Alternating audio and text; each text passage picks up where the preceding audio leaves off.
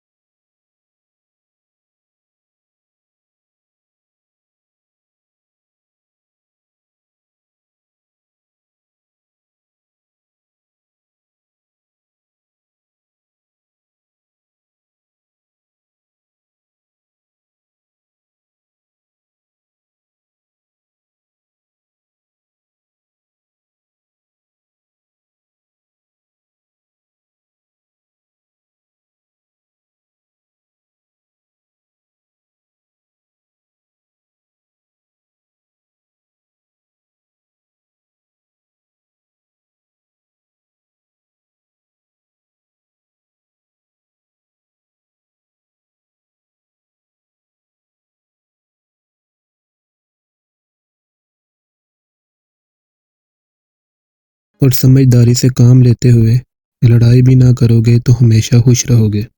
अपने खिलाफ बातें सुनकर हौसला न हारो।